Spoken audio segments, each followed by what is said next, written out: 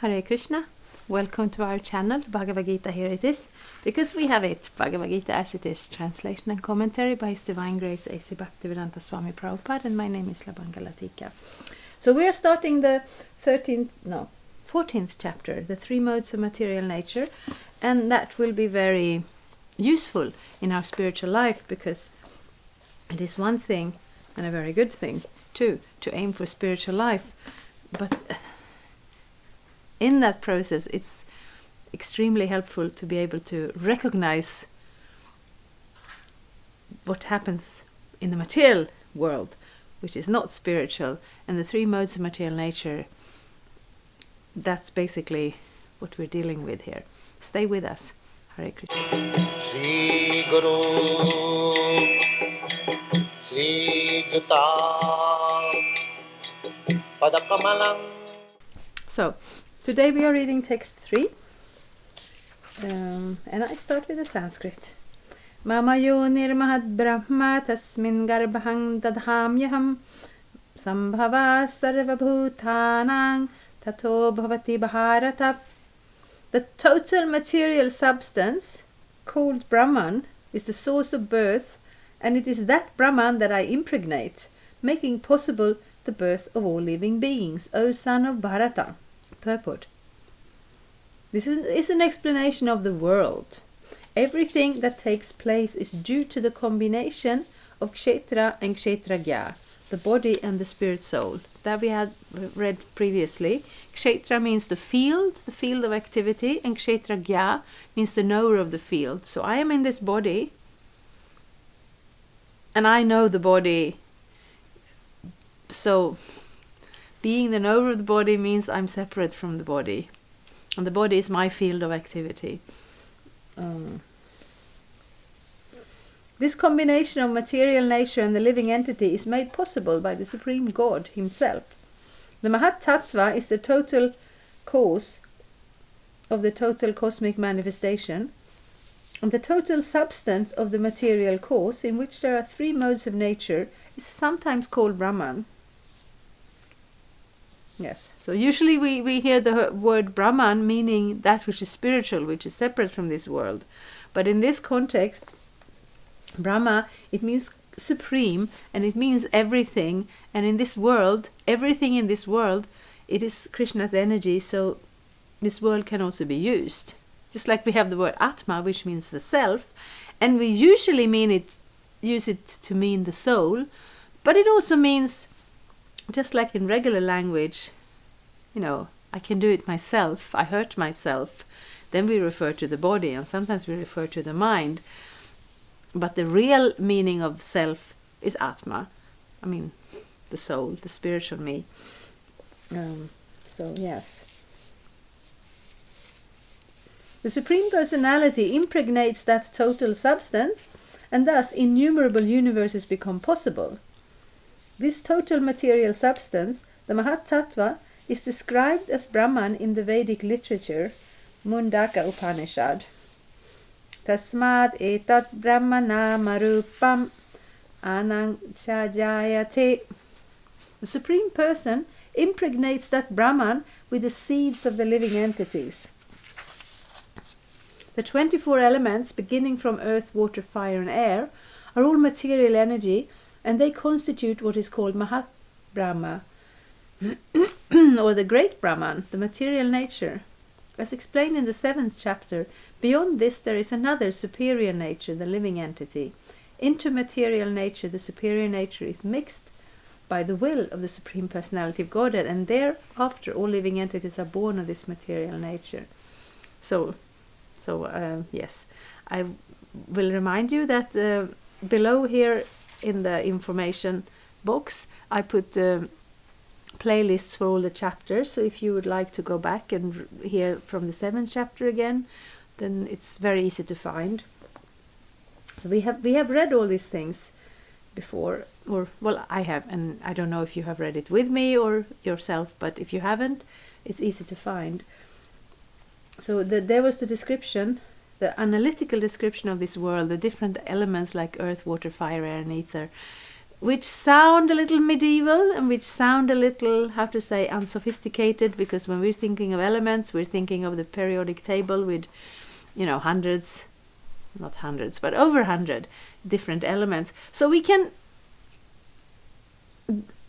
how to say, define or identify elements in different ways, depending on how we are going to use that definition.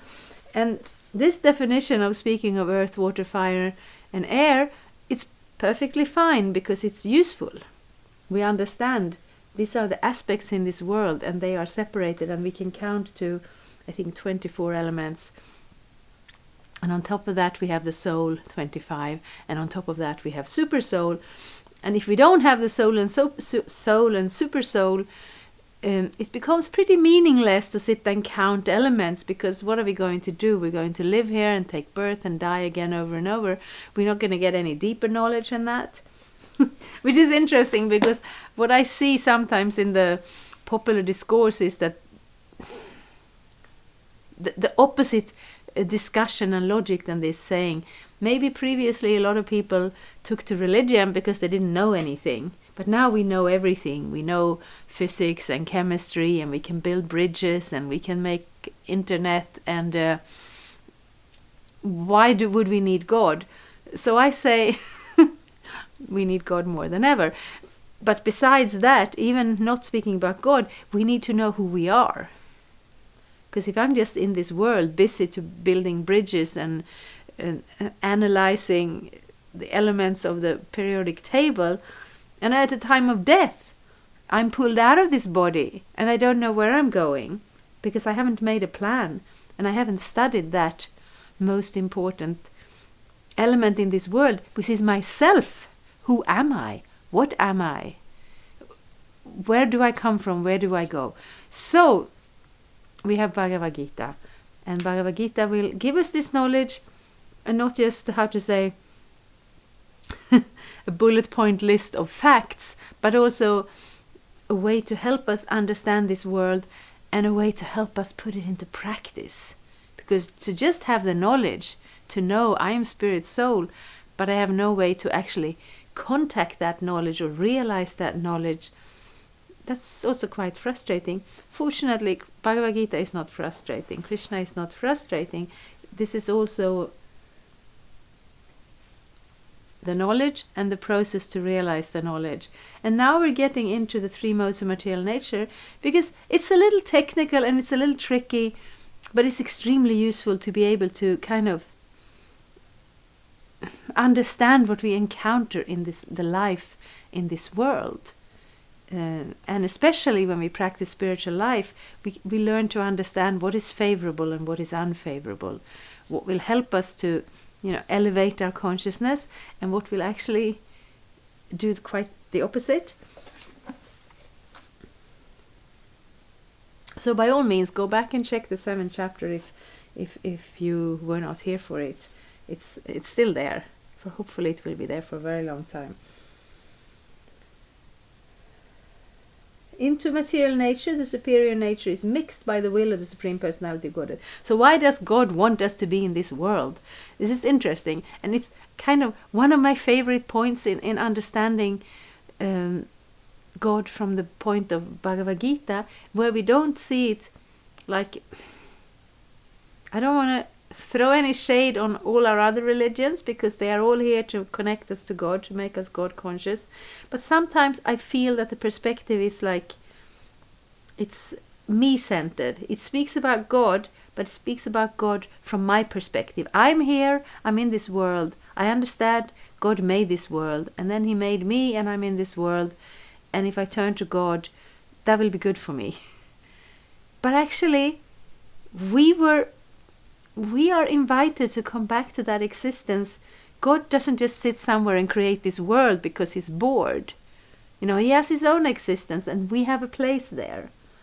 Then we have access to this material world when we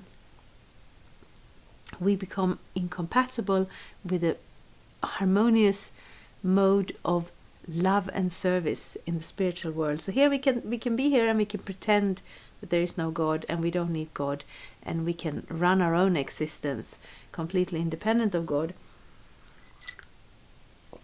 And that's the whole idea for coming here. But it's not that, God is not limited by this world and by our existence in this world. This is just some facility he's giving us. And he's not even just dropping it on us and turning his back on us. He comes here, he facilitates us in every way. But there is more to God and there is more to existence than this material world. It doesn't start or end here. This is just the place where we happen to be right now. So, being here right now, it's good to understand it. And to understand it, it's good to get a grip on the modes of material nature. So God doesn't mix us with this world because he's bored. He gives this place to us because it's kind of like what we want. When we want to forget him, this is the place to be. The scorpion lays eggs in piles of rice, and sometimes it's said that the scorpion is born out of rice, but the rice is not the cause of the scorpion. Actually, the eggs were laid there by the mother. Similarly, material nature is not the cause of the birth of the living entities. The seed is given by the Supreme Personality of Godhead, and they only seem to come out as products of material nature.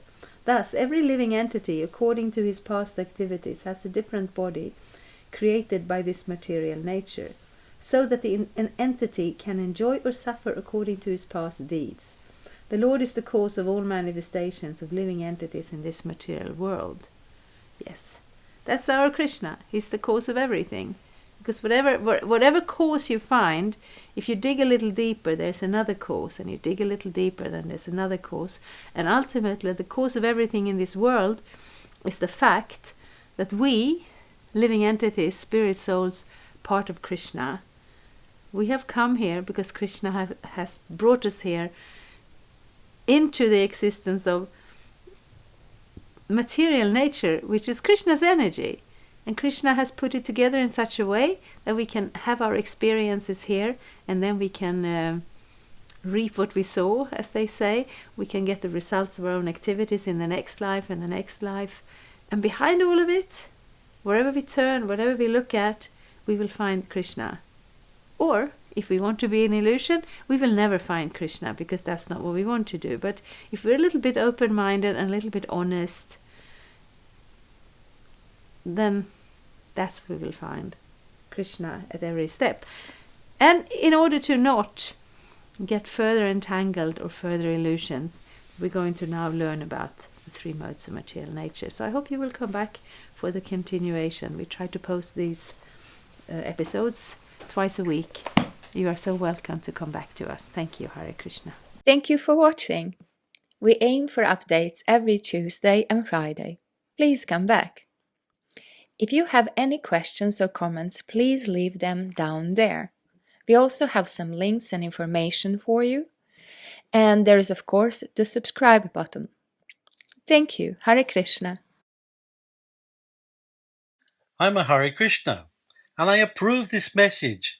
Subscribe. Hare Krishna, Krishna Krishna, Hare Hare, Hare Rama, Rama Rama, Hare Hare. Hare Krishna, Krishna Krishna.